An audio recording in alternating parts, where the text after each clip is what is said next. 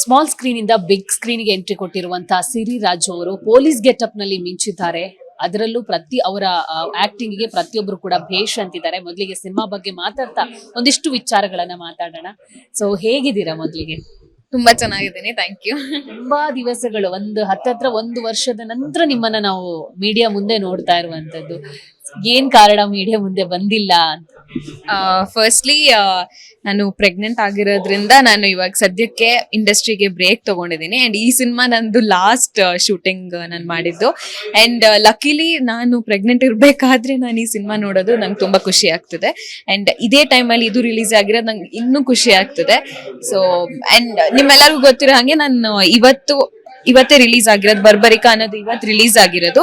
So ಇವತ್ತು ನಾನು ಬಂದು ಈ ಸಿನಿಮಾನ ತ್ರಿವೇಣಿ ಥಿಯೇಟರ್ ಅಲ್ಲಿ ನೋಡಿದೆ. ಅಂಡ್ ಜನರ ರೆಸ್ಪಾನ್ಸ್ ತುಂಬಾ ಚೆನ್ನಾಗಿ ಮಾಡಿದೀರಾ. ಅಂಡ್ ಸ್ಟೋರಿನೂ ಚೆನ್ನಾಗಿದೆ, ರಿಲೇಟ್ ಆಗುತ್ತೆ. ಇವಾಗಿನ ಜನರೇಷನ್ ಅಲ್ಲಿ ಏನ್ ನಡೀತಾ ಇದೆ, ಈ ಎಜುಕೇಶನ್ ಮಾಫಿಯಾ ಇರ್ಬೋದು, ಮೆಡಿಕಲ್ ಮಾಫಿಯಾ, ಇದೇನ್ ನಡೀತಿದೆ ಅದನ್ನ ಸ್ಟೋರಿಲಿ ಕ್ಲೀನ್ ಆಗಿ ತೋರಿಸಿದ್ದಾರೆ. So I am very happy with the work and thank you. So cinema ವಿಚಾರವನ್ನ ಬಿಟ್ಟು ಇತ್ತೀಚೆಗೆ ಸೋಷಿಯಲ್ ಮೀಡಿಯಾದಲ್ಲಿ ಒಂದಿಷ್ಟು ಫೋಟೋ ಶೂಟ್ ಮಾಡಿಸ್ಕೊಂಡಿದ್ರಿ, ನೀವು ಆ ಫೋಟೋಗಳನ್ನ ಅಪ್ಲೋಡ್ ಮಾಡಿದೀರಾ. ಸೊ ಯಾವಾಗ ಫೋಟೋ ಶೂಟ್ ಮಾಡಿಸಿರುವಂತದ್ದು? ಅಂದ್ರೆ ಪ್ರೆಗ್ನೆನ್ಸಿ ರಿಲೇಟೆಡ್ ಹೇಳ್ತಾರೆ. ಇದು ಐ ಥಿಂಕ್ ಒಂದು 1 ವೀಕ್ ಆಗಿರ್ಬೋದು ಮಾಡಿಸಿ. 1 ವೀಕ್ ಆಗಿ ನಾನು ಆಮೇಲೆ ರೀಸೆಂಟ್ ಆಗಿ 2 ಡೇಸ್ ಬ್ಯಾಕ್ ಅನೌನ್ಸ್ ಮಾಡಿದ್ದೀನಿ. ಬಿಕಾಸ್ ಅಫ್ಕೋರ್ಸ್ ಸಿನಿಮಾ ರಿಲೀಸ್ ಬೇರೆ ಆಗ್ತದೆ, ಎಲ್ಲರೂ ನೋಡ್ತಾರೆ, ಆಮೇಲೆ ಎಲ್ಲರಿಗೂ ಶಾಕ್ ಆಗ್ಬಾರ್ದು ಅಂತ ಅದಕ್ಕೆ ನಾನು 2 ಡೇಸ್ ಬ್ಯಾಕ್ ರಿವೀಲ್ ಮಾಡಿದೆ.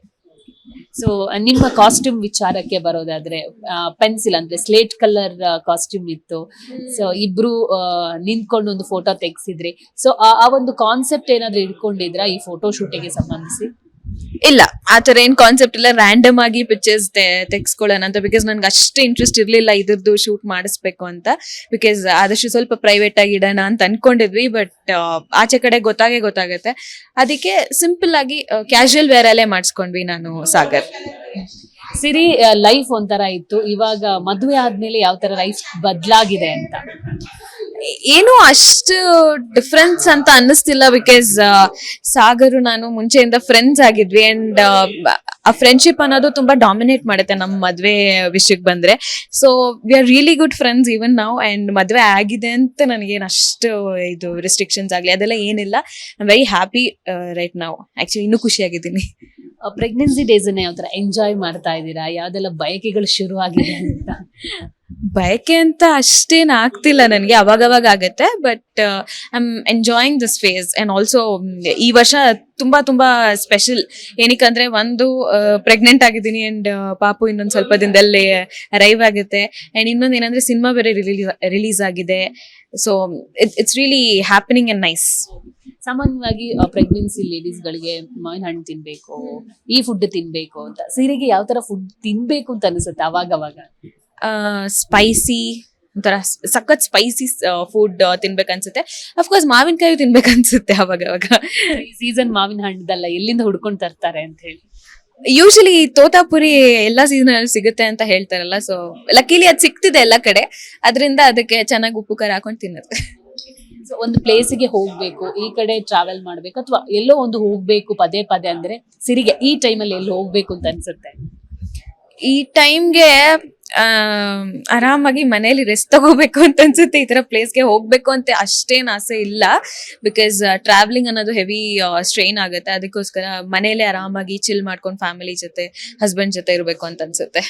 ಸೊ ಒಂದಿದೆ, ಪ್ರೆಗ್ನೆನ್ಸಿ ಲೇಡಿ ಅವರು ಮಗು ಹುಟ್ಟುತ್ತೆ ಅಂದಾಗ ಅವ್ರಿಗೆ ಮ್ಯೂಸಿಕ್ ಕೇಳಿಸೋದು, ಅಥವಾ ಡ್ಯಾನ್ಸ್ ನೀವು ಜಾಸ್ತಿ ನೋಡೋದು, ಬುಕ್ಸ್ ಓದು, ಇಂತಹ ಇದ್ರಲ್ಲಿ ಯಾವ ಹವ್ಯಾಸವನ್ನ ಸಿರಿ ಇಟ್ಕೊಂಡಿದ್ದಾರೆ ಅಂತ?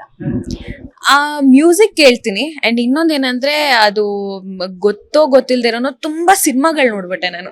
ಸೊ ನನ್ಗೆ ಪರ್ಟಿಕ್ಯುಲರ್ ಆಗಿ ಈ ತರ ಅಂತ ಇಲ್ಲ, ಬಟ್ ಸಿನಿಮಾ ನೋಡ್ಬೇಕು ಅಂತ ತುಂಬಾ ಆಸೆ. ಸೊ ಈ ಒಂದ್ 3-4 ಮಂತ್ಸ್ ಅಲ್ಲಿ ಏನೇನ್ ಸಿನಿಮಾಗಳು ರಿಲೀಸ್ ಆಯ್ತು ಎಲ್ಲಾನು ನಾನು ನೋಡ್ಕೊಂಡ್ ಬಂದಿದ್ದೀನಿ. ಸೊ ಜಾಸ್ತಿ ಪಾಪು ಹೊಟ್ಟೆಲಿ ಇರ್ಬೇಕಾದ್ರೆ ಸಿನಿಮಾನೇ ನೋಡಿದೆ. ಸಿರಿ ಹಸ್ಬೆಂಡ್ ಏನಂತಾರೆ, ಈಸ್ ಆಲ್ಸೋ ಇದ್ರಲ್ಲೇ ಇರೋದ್ರಿಂದ, ಸ್ಮಾಲ್ ಸ್ಕ್ರೀನ್ ಅಲ್ಲಿ ಇರೋದ್ರಿಂದ, ಸೊ ಯಾವ ತರ ಟೈಮ್ ಕೊಡ್ತಾರೆ, ಫ್ರೀ ಇರ್ತಾರಾ ಹೇಗೆ? ಅಂದ್ರೆ ಅಫ್ಕೋರ್ಸ್ ನಾವು ಈ ಟೈಮ್ ನ ಜೊತೆಗಿರೋದು ತುಂಬಾ ಮಿಸ್ ಮಾಡ್ಕೋತೀವಿ, ಬಿಕಾಸ್ ಅವರು ತುಂಬಾ ಬ್ಯುಸಿಯಾಗಿ ತೆಲುಗು ಸೀರಿಯಲ್ ಒಪ್ಕೊಂಡಿದ್ದಾರೆ, ಅದನ್ನು ಮಾಡ್ತಾ ಇದಾರೆ, ಒಂದು ತೆಲುಗು ಶೋ ಮಾಡ್ತಿದ್ದಾರೆ. ಇವಾಗ ಅವ್ರದ್ದು ಸಿನಿಮಾ ಸ್ಟಾರ್ಟ್ ಆಗುತ್ತೆ ಇನ್ ಸ್ವಲ್ಪ ದಿನದಲ್ಲಿ, ಅವರೇ ಅನೌನ್ಸ್ ಮಾಡ್ತಾರೆ. ಸೊ ಅದು ಅವ್ರ ಆ ಸ್ಕ್ರಿಪ್ಟ್ ಆಗ್ಲಿ, ಆ ಸಿನಿಮಾ ಅದೆಲ್ಲ ಇರುತ್ತಲ್ಲ, ಅಲ್ಲಿ ಇಲ್ಲಿ ಓಡಾಡೋದು ಅದೆಲ್ಲ, ಸೊ ಅದ್ರಲ್ಲಿ ಬ್ಯುಸಿ ಇದ್ದಾರೆ. ಅಂಡ್ ಇಲ್ಲಿ ಬಂದ್ರೆ ಇಲ್ಲಿ ಸತ್ಯ ಸೀರಿಯಲ್ ನಡೀತಾ ಇದೆ. ಅಫ್ಕೋರ್ಸ್ ಟೈಮ್ ಅನ್ನೋದು ಕಮ್ಮಿ ಸಿಗ್ತಿದೆ ಇಬ್ಬರಿಗೂ, but we are enjoying this phase. ಯಾವ್ದ್ ಮಗು ಬೇಕು ಅಂತ ಹೇಳ್ತಾರೆ ಅಂದ್ರೆ, ಎರಡು ಮಗು ಯಾವ್ದಾದ್ರು ಓಕೆ ಅನ್ನೋದು ಇವಾಗಿನ ಕಾಮನ್ ವರ್ಡ್, ಬಟ್ ಆಸೆ ಅಂತ ಒಂದ್ ಇರುತ್ತಲ್ವಾ, ಸೊ ನಿಮ್ಮ ಆಸೆ ಏನು ಅಂತ ಹೇಳಿ? ಆತರ ಆಸೆ ಅಂತೆಲ್ಲ ಏನಿಲ್ಲ, ನಿಜವಾಗ್ಲೂ ಹೇಳ್ಬೇಕಂದ್ರೆ ಏನಿಲ್ಲ. ನನ್ಗೆ ಇಬ್ರು ಓಕೆನೆ, ನೀವ್ ಹೇಳ್ದಂಗೆ ಇಬ್ರು ಓಕೆ ಅಂತ ಹೇಳ್ತೀರಾ ಅಂತ, ಬಟ್ ಜೆನ್ಯೂನ್ ಆಗಿ ಇಬ್ರು ಓಕೆನೆ, ಬಾಯ್ ಆಗ್ಲಿ ಗರ್ಲ್ ಆಗ್ಲಿ ಹೆಲ್ದಿ ಆಗಿ ಇದ್ರೆ ಸಾಕು. ಮಗು ಇನ್ ಸ್ವಲ್ಪ ದಿವಸದಲ್ಲೇ ಬರೋದ್ರಿಂದ, ಸೊ ಮನೇನ ಯಾವ ತರ ಪ್ರಿಪೇರ್ ಮಾಡಿದೀರಾ? ಸೊ ಮಗುವಿಗೆ ಅಂತ ಏನಾದ್ರು ಸ್ಪೆಷಲ್ ಮಾಡಿದೀರಾ ಹೇಗೆ ಅಂತ? ಮಗುಗೆ ಅಂತ ಒಂದ್ ಸ್ವಲ್ಪ ದಿನದಲ್ಲಿ ಒಂದು ಚಿಕ್ಕದಾಗಿ ನರ್ಸರಿ ಡೆಕೋರ್ ತರ ಮಾಡ್ಸೋಣ ಅಂತ, ಒಂದ್ ಚಿಕ್ಕದಾಗಿ ಅದಕ್ಕಂತ ಸ್ಮಾಲ್ ಸ್ಪೇಸ್ ಅಂಡ್ ಅಂದ್ರೆ ನ್ಯೂಟ್ರಲ್ ಕಲರ್ಸ್ ಅಲ್ಲಿ ಫ್ರೇಮ್ಸ್ ಆಗಿರ್ಲಿ, ಎಲ್ಲ ಒಂಥರ ಸಖತ್ ಕಲರ್ಫುಲ್ ಆಗಿರ್ಲಿ ಅಂತ ನಾನು ಅನ್ಕೊಂತಾ ಇದ್ದೀನಿ. ಸೊ ನೀವು ತುಂಬಾ ಇಷ್ಟಪಡುವ ಕಲರ್ಸ್, ಮುಂದೆ ಮಗುಗೆ ಈ ತರ ಕಲರ್ಸ್ ಬಟ್ಟೆ ಹಾಕ್ಬೇಕು ಅಂತಂದ್ರೆ ಯಾವ ತರ ಆ ಪ್ಲಾನಿಂಗ್ ಏನ್ ಮಾಡಿದೀರಾ? ನನ್ಗೆ ಇತ್ತೀಚೆಗೆ ತುಂಬಾ ನ್ಯೂಟ್ರಲ್ ಶೇಡ್ಸ್ ಇಷ್ಟ ಆಗುತ್ತೆ. ಸೊ ಬೇಜ್ ಆಗಿರ್ಲಿ, ಈ ತರ ವೈಟ್ಸ್, ಈ ತರ ತುಂಬಾ ಇಷ್ಟ ಆಗುತ್ತೆ. ಇದು ಸೀಸನ್ ತಕ್ಕಂಗೆ ನನ್ಗೆ ಕಲರ್ ಚಾಯ್ಸಸ್ ಚೇಂಜ್ ಆಗ್ತಾ ಹೋಗುತ್ತೆ. Right now I am in to neutrals. So ನೋಡೋಣ, ಇನ್ನೊಂದು 2-3 months ಆದ್ಮೇಲೆ ಯಾವ ತರ ನನ್ನ ಚಾಯ್ಸ್ ಇರುತ್ತೆ ಅದ್ರ ಪ್ರಕಾರ ಡ್ರೆಸ್ ಮಾಡೋದು. ಫ್ಯಾಮಿಲಿ ಎಷ್ಟು ಖುಷಿ ಆಗಿದೆ, ಮಗು ಬರ್ತಾ ಇದೆ ಅನ್ನೋ ಖುಷಿ ಇರುತ್ತೆ, ಆ ಖುಷಿ ಎಷ್ಟು ಜಾಸ್ತಿ ಆಗ್ತಿದೆ, ಹೆಂಗಿದೆ ವಾತಾವರಣ? ತುಂಬಾ ಖುಷಿ ಆಗ್ತಿದೆ. ಇನ್ಫ್ಯಾಕ್ಟ್ ಫಸ್ಟ್ ನಮ್ಮ ಅತ್ತೆ ಮಾವ, ನಮ್ಮಪ್ಪ ಅಮ್ಮ, ಸಾಗರ್ ಇವರೆಲ್ಲರೂ ತುಂಬಾ ಖುಷಿ ಪಟ್ರು ನಾನು ಈ ತರ ಪ್ರೆಗ್ನೆಂಟ್ ಆಗಿದ್ದೀನಿ ಅಂತ ಗೊತ್ತಾದಾಗ, because this was like A surprise. ಇನ್ನೇನು 26ಗೆ ನಾವು 1 ವರ್ಷ ಕಂಪ್ಲೀಟ್ ಆಗುತ್ತೆ ಮದುವೆ ಆಗಿ. ಅದಕ್ಕಿಂತ ಮುಂಚೆ ನಾವು ಈ ಪ್ರೆಗ್ನೆನ್ಸಿ ಅನ್ನೋದು ಅನೌನ್ಸ್ ಮಾಡಿರೋದು ನಮ್ಮೆಲ್ಲರಿಗೂ ಖುಷಿ ಆಗ್ತಿದೆ. ಮಗು ನಿರೀಕ್ಷೆಯಲ್ಲಿದ್ದೀರಾ? ಸೊ ಡಾಕ್ಟರ್ಸ್ ಯಾವಾಗ ಡೇಟ್ ಕೊಟ್ಟಿದ್ದಾರೆ? ಸೊ ಏಪ್ರಿಲ್ ಸ್ಟಾರ್ಟಿಂಗ್ ಅಂತ ಹೇಳಿದ್ದಾರೆ, April 9th ಅಂತ ಹೇಳಿದ್ದಾರೆ. ಸೊ ಯುಗಾದಿ ಹಬ್ಬದ ದಿನ ಬೇರೆ ಡೇಟ್ ಕೊಟ್ಟಿದ್ದಾರೆ. ನೋಡೋಣ, may be March and April ಆ ಟೈಮಲ್ಲಿ ಆಗ್ಬೋದು. ಮಗು ಆದ್ಮೇಲೆ ಸಿನಿಮಾ ಇಂಡಸ್ಟ್ರಿನ ಬ್ಯಾಲೆನ್ಸ್ ಮಾಡೋದು ತುಂಬಾ ಕಷ್ಟ. ಸೊ ಸಿರಿ ಮತ್ತೆ ಸಿನಿಮಾ ಇಂಡಸ್ಟ್ರಿಯಲ್ಲಿ ಮುಂದುವರಿತಾರಾ, ಅಥವಾ ಸ್ಮಾಲ್ ಸ್ಕ್ರೀನ್ಗೆ ಹೋಗ್ತಾರಾ, ಅಥವಾ ಬೇರೆ ಏನಾದ್ರು ಪ್ಲಾನಿಂಗ್ ಇದೆಯಾ ಹೇಗೆ ಅಂತ? ಡೆಫಿನೆಟ್ಲಿ ನಾನು ಇಂಡಸ್ಟ್ರಿ ಅಷ್ಟು ಈಸಿಯಾಗಿ ಬಿಡಲ್ಲ. ಸೊ ಮಗು ಆದ್ಮೇಲೆ ಒಂದ್ ಸ್ವಲ್ಪ ದಿನ ಬ್ರೇಕ್ ತಗೊಂಡು ಅದ್ರ ಜೊತೆನು ಪಾಪು ಜೊತೆನು ಸ್ವಲ್ಪ ಟೈಮ್ ಸ್ಪೆಂಡ್ ಮಾಡಿ, ಅದಾದ್ಮೇಲೆ I will definitely get back to the industry. Because ಇದಂದ್ರೆ ನಂಗೆ ತುಂಬಾ ಇಷ್ಟ, ಕ್ಯಾಮ್ರಾ ಅಂದ್ರೆ ನಂಗೆ ತುಂಬಾ ಇಷ್ಟ. So I will definitely come back to the industry very soon. Thank you so much. ನೋಡಿದ್ರಲ್ಲ, ಇದು ಸಿರಿ ಸಾಗರ್ ಅವರ ಮಾತಾಗಿತ್ತು. ಕ್ಯಾಮರಾ ಪರ್ಸನ್ ಯೋಗಿ ಜೊತೆ ದೀಪಿಕಾ, ವಿಸ್ತಾರ ನ್ಯೂಸ್, ಬೆಂಗಳೂರು.